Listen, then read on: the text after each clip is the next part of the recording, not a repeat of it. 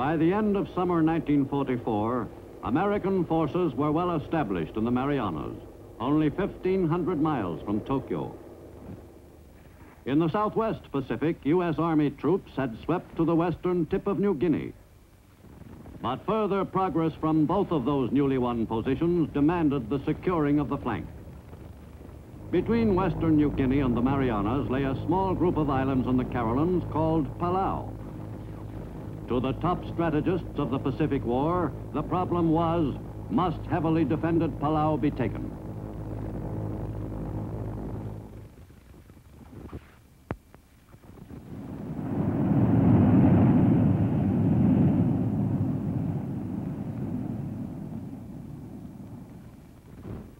In the late summer of 1944, the Allied advance in the Western Pacific pointed to a quickening schedule of invasions.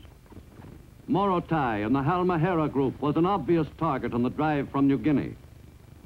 On the right flank of that route lay Palau.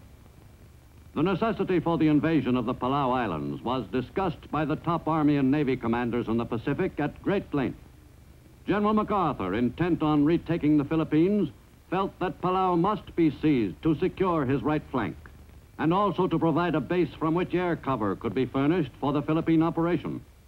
Admiral Nimitz agreed. Admiral Halsey, on the other hand, felt that the Palau campaign was not really necessary. During September, Halsey's Third Fleet was on the prowl in the waters off the southern Philippines and launched its planes in attacks against enemy airfields on those islands.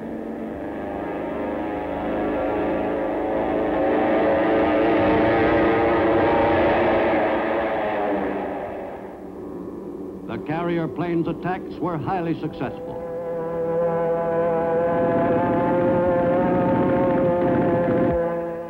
Because of the light opposition to these carrier raids in the Philippines, Halsey recommended that Palau be bypassed, a recommendation which was not followed by his superiors.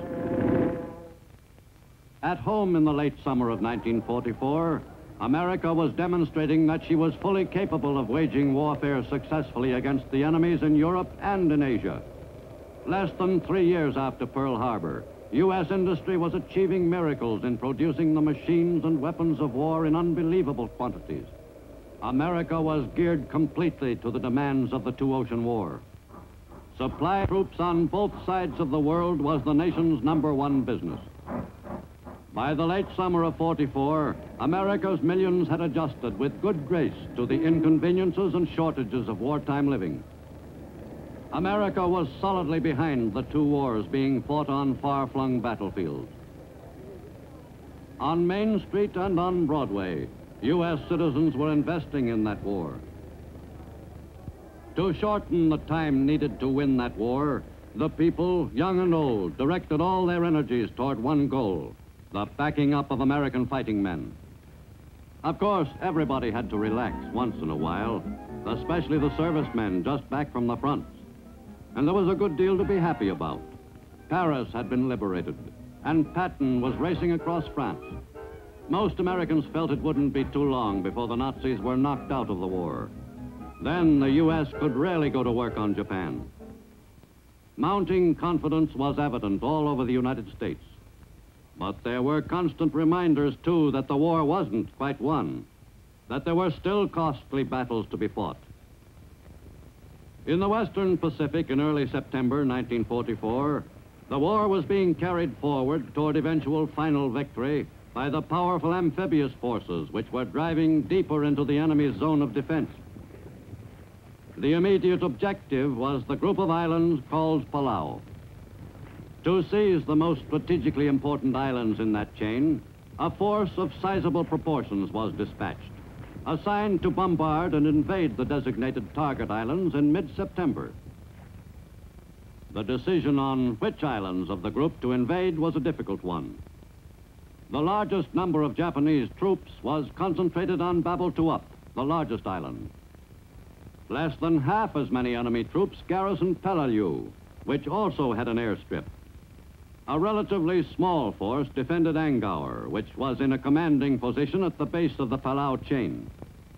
The amphibious force which moved northwestward through the far Pacific was to strike at the last two of those islands, Palau, and Angkor. The naval and troop commanders checked over the planned invasions for the last time. On September 15, 1944, the assault was begun on Palau Island by the men of the 1st Marine Division. The last pre-invasion airstrikes were made, concluding 3 days of softening up enemy strong points by strafing and bombing. Palau was to be invaded and captured so that U.S. forces would gain possession of the vitally important airfield on the island, a key to the control of the Western Pacific area. Before the assault troops stormed ashore on Palau, the approaches to the beach were prepared for the first waves of boats. This delicate and hazardous job fell to the underwater demolition teams, composed of selected Navy and Marine volunteers, popularly known as frogmen. The underwater demolition men had to be able to swim long distances underwater and to work well completely on their own. The frogmen had to work quickly, first in locating the obstacle to be removed, natural or artificial, and then to set the high explosive charge correctly under the most difficult conditions.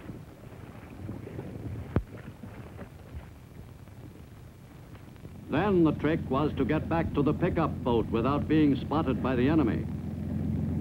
Once safely out of the immediate area, the job was completed.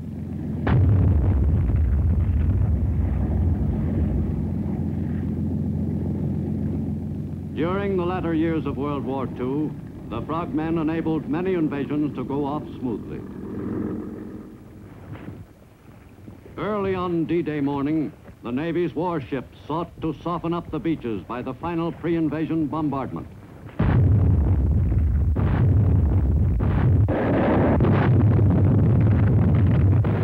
Though the battle on shore was expected to be another Tarawa, the Navy complained that they had run out of targets.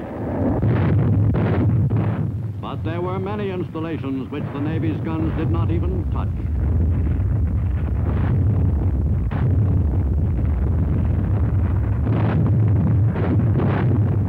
As H hour neared, the Combat Information Center aboard ship became the nerve center of the operation.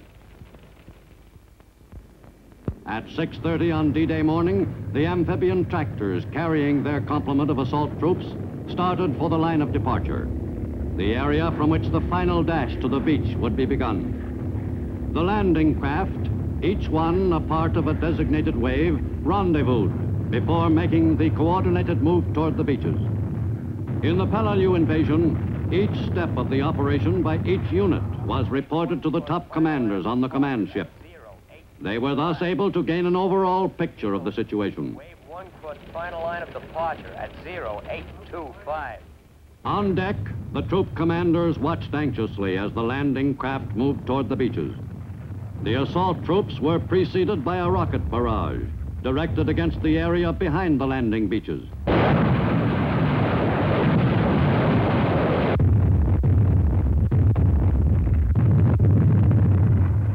Resistance on Palau was expected to be heavy.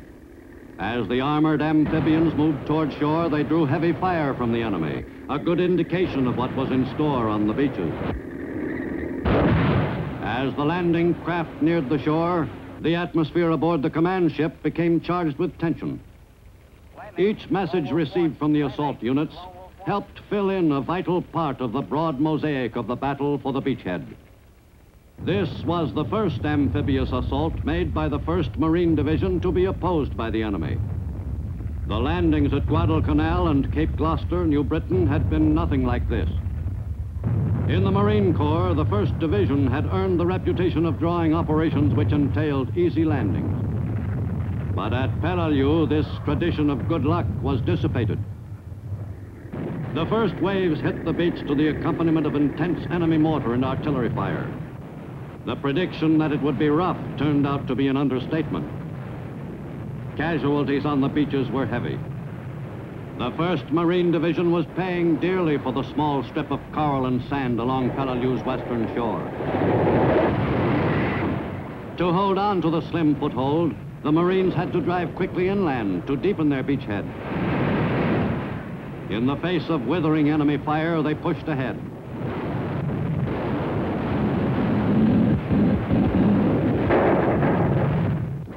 On the left flank, the battle was particularly tough. The 3rd Battalion of the 1st Marine Regiment ran into very heavy opposition. A brutal fight developed.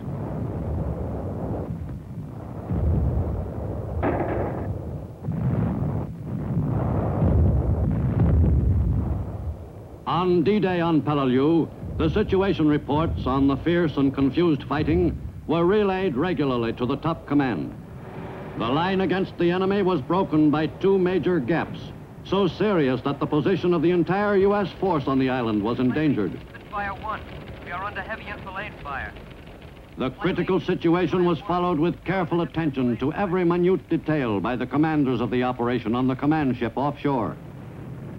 On the afternoon of D-Day on Palau, the Marines found themselves faced with the necessity of stopping a strong enemy counterattack. The men of the 1st Battalion, 5th Marine Regiment braced themselves for the attack. At 4:50 o'clock, the Marines opened up with everything they had. In the savage battle, American tanks once again took the measure of the obsolete Japanese models. The enemy counterattack failed completely and ended in a familiar way.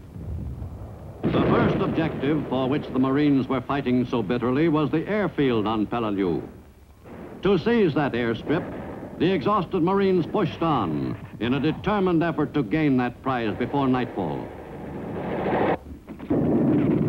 By the late afternoon, the Marines had possession of part of that objective. But the conquest of Palau wasn't to be as brief as originally planned. The biggest obstacle to the Marines' progress was Bloody Nose Ridge. Holed up inside many of the peaks in that ridge, the Japanese troops could exist for a long period, could enter and leave by any one of a number of passages. It was up to the Marines to clean the enemy out of every cave entrance, and they attacked the job with great determination.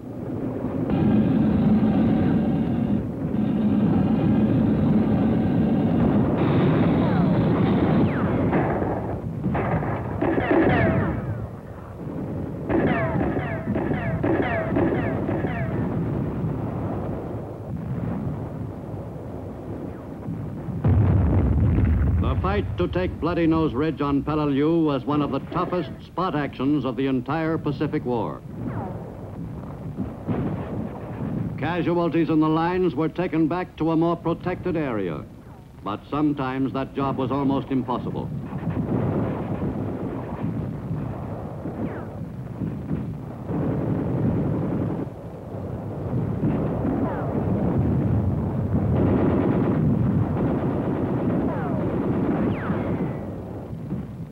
Many of the casualties were taken to a safer position behind the front, right under the sights of the enemy's guns. During the first 2 days, one company alone suffered 67% casualties. It became apparent that this was to be no quick operation.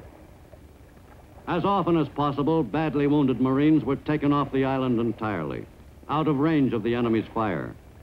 During many of the Pacific campaigns, the wounded American serviceman was transferred quickly to a waiting hospital ship standing by offshore.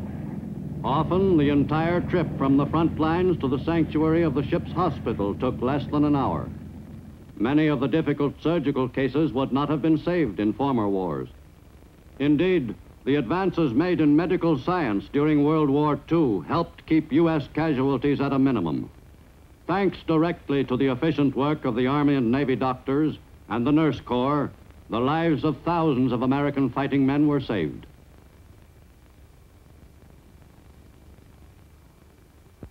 The invasion of Hangar was made by the Army's 81st Division on September 17th, 2 days after the assault on Palau. The 81st, nicknamed the Wildcat Division, was commanded by General Paul Mueller, who led his troops into combat for the first time on Hangar. After the customary softening up of the beaches, the men of the 81st landed against light resistance and went about the job of seizing the island from the enemy garrison force.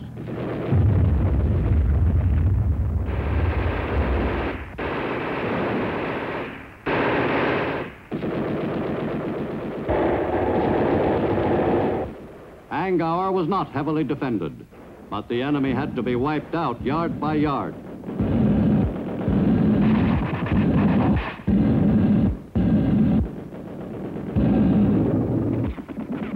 The GIs on Angauer suffered some casualties too, but fortunately not a high percentage of the troops committed.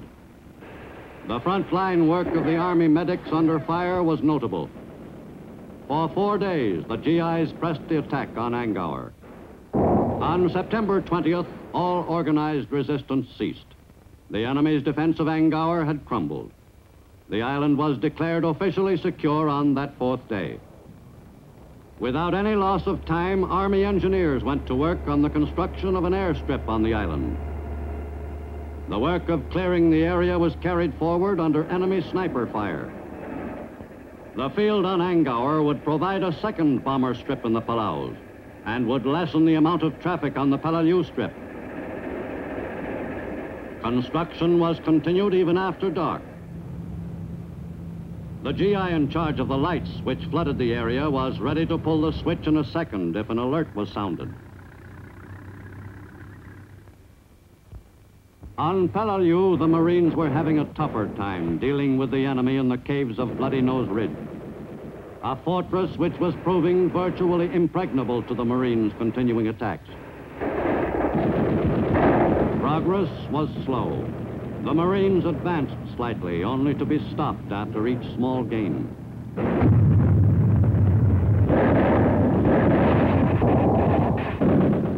Sometimes the Marines would be thrown back from their newly won positions. The call for air support was quickly answered.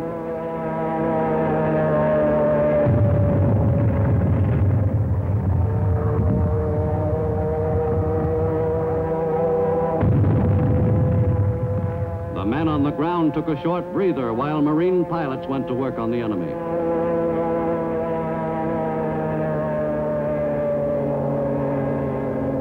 The crescendo of the howitzers prefaced each new attack.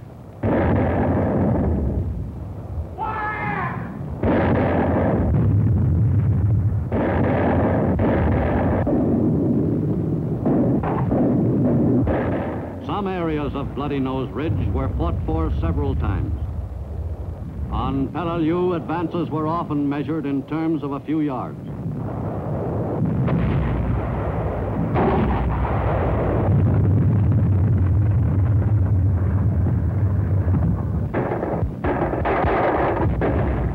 Once in a great while, the Marines gave their weapons a short rest. The Navy hospital corpsmen had plenty to do. Casualties were mounting at an alarming rate. General William Rupertus felt that his 1st Marine Division could carry on without help. But his superior, 3rd Amphibious Corps Commander Marine General Roy Geiger, felt that it would be wise to bring in, as reinforcement, a regimental combat team from the Army's 81st Division, relatively fresh after the short struggle on Angauer. The GIs of the 321st Infantry Regiment were to relieve a badly chewed-up Marine regiment, the 1st, which had been clawing at the enemy at Bloody Nose Ridge for 8 straight days. The soldiers were to work with elements of the 7th Marine Regiment in the drive north to secure the northern section of Palau. The Army troops edged around the ridge and approached it from the north, in a move coordinated with Marine attacks from the sides of the ridge. Some of the Marines were assisted by war dogs, who were trained to detect the enemy's presence. The fight for Bloody Nose raged on. From the airfield on Palau, Marine pilots took off on the shortest bomb run in World War II in the Pacific, 1,000 yards to the target, Bloody Nose Ridge, more formally called Umabrokel Mountain. Sometimes the planes dropped napalm-filled belly tanks with instantaneous fuse mechanisms.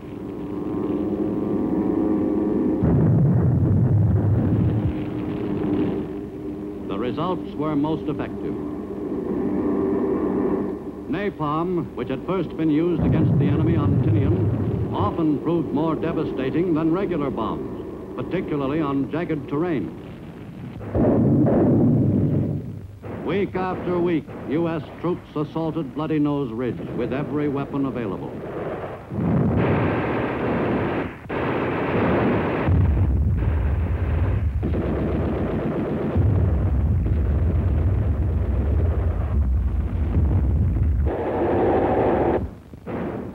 favorite weapon of Japanese soldiers on suicide missions was the Bangalore torpedo.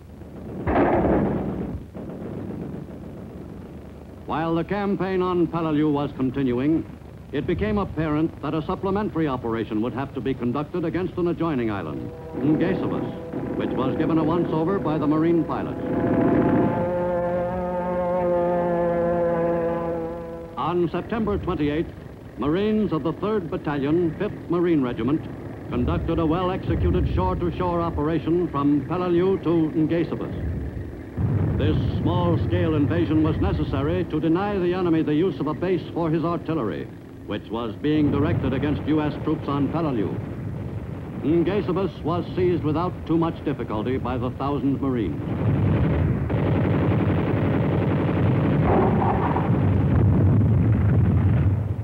The island was taken quickly, and U.S. losses were light. On Palau, the fight for Bloody Nose continued without let-up.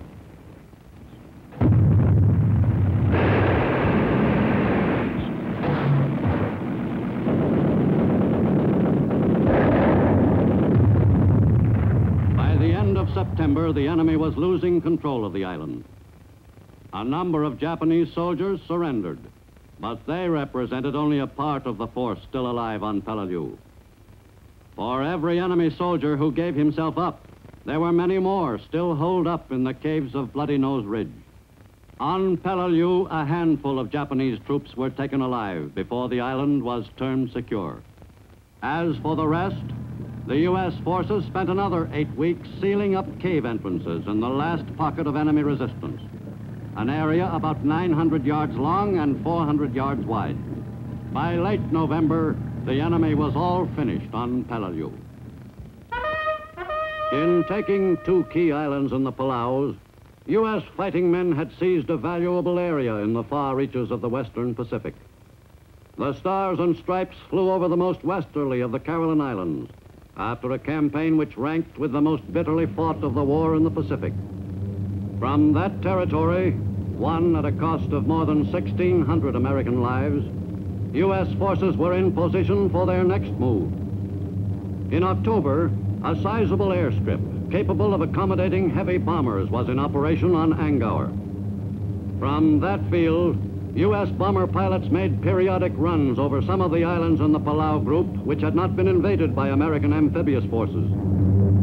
The pilots concentrated on enemy positions on Babaltuap and Koror. Occasionally, these routine missions proved fatal.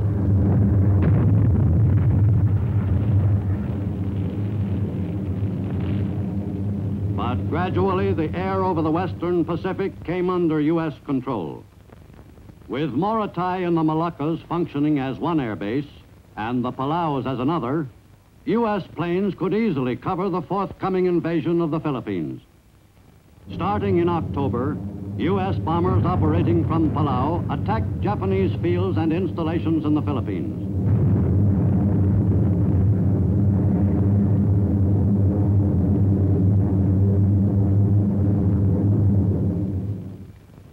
And just 1 month after D-Day at Palau, U.S. invasion forces were en route to the long-awaited invasion of the Philippine Islands.